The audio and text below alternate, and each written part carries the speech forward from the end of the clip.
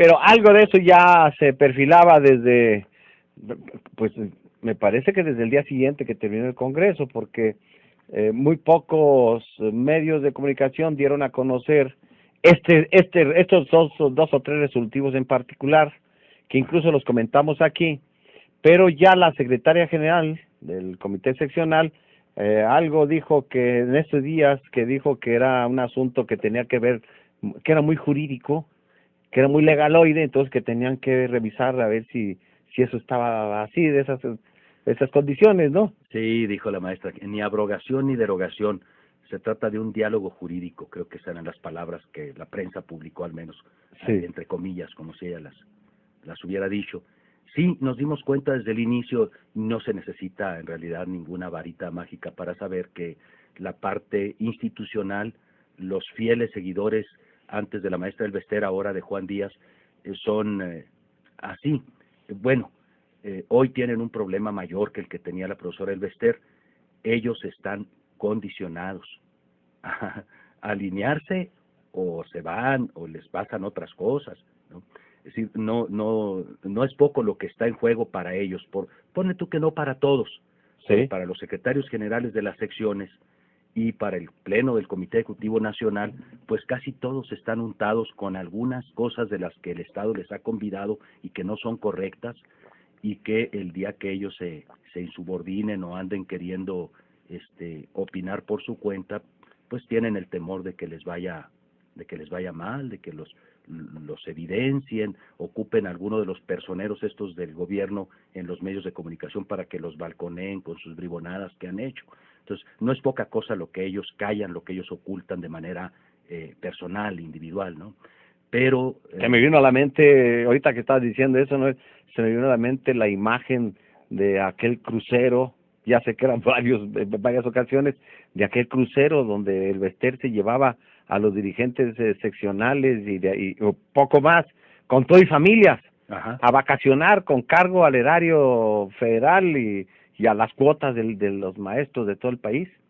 sí, más al erario federal o a los erarios de los estados, porque las cuotas sindicales regularmente eran sagradas, esas no se tocaban, esas Eran directas para ella. privadas. Sí. Sí, y ya todo lo demás eran y siguen siendo extras que entran por los arreglos que se tienen con la parte gubernamental.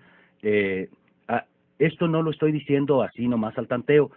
Nos tocó, pues ya he estado en 2 ocasiones en el Comité Ejecutivo Seccional, y pues se les escapan, se les salen, revelan Es cosas, imposible que cuentan no, cosas, es imposible que no, sé que lo oculten, yo sí. exacto.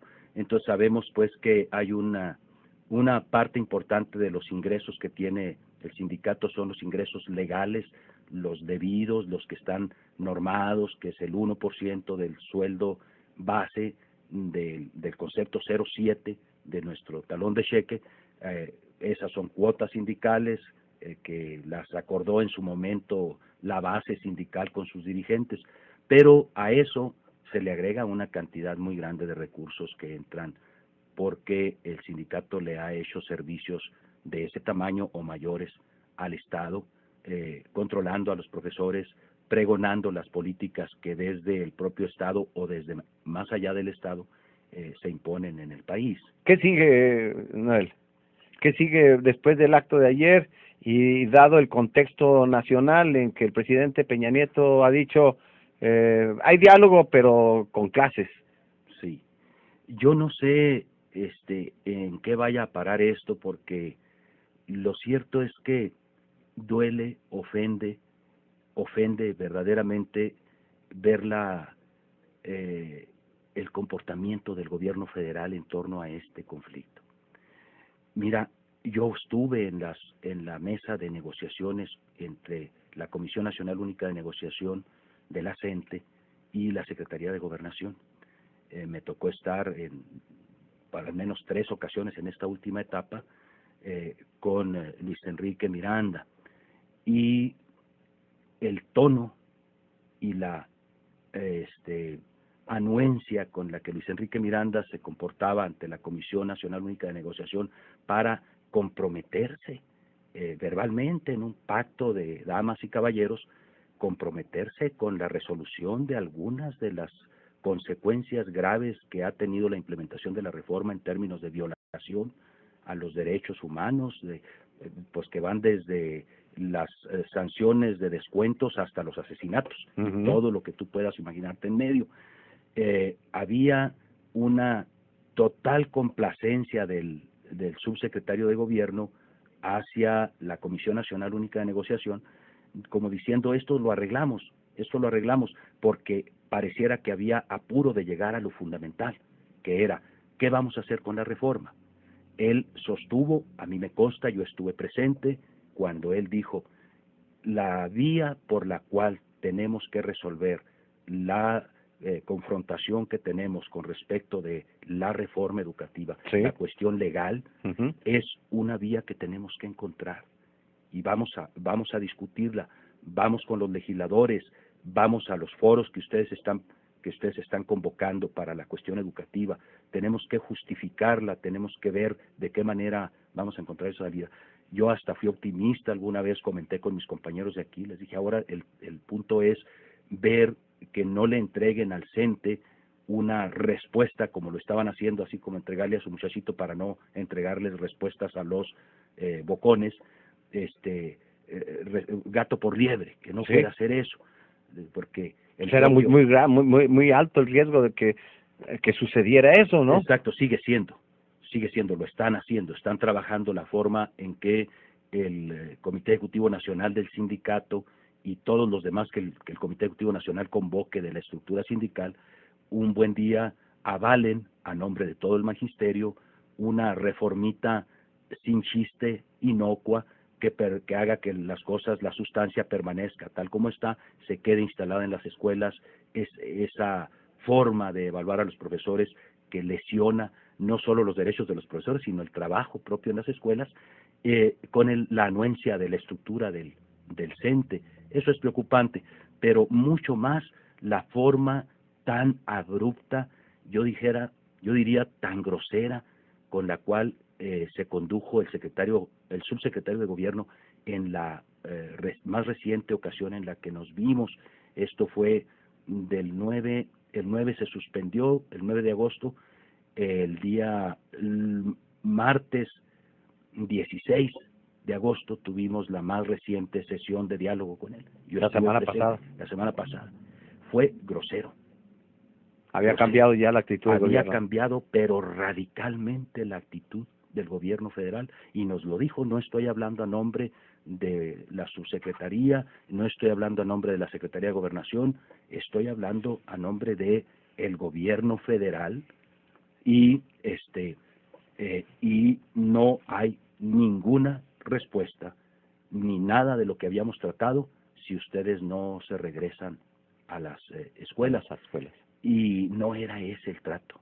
El trato no era que eso era para que se regresaran a las escuelas, eso era como planchar el camino, allanar el camino para que, amarrando lo principal, una vez que estuvieran resueltas estas otras cosas, la liberación de los presos, la restitución porque de los esas eran indicios de que se estaba indicios de que había voluntad del Estado, y esos indicios habían surgido solamente hasta que el Estado mató a aquellas personas en Nochistlán.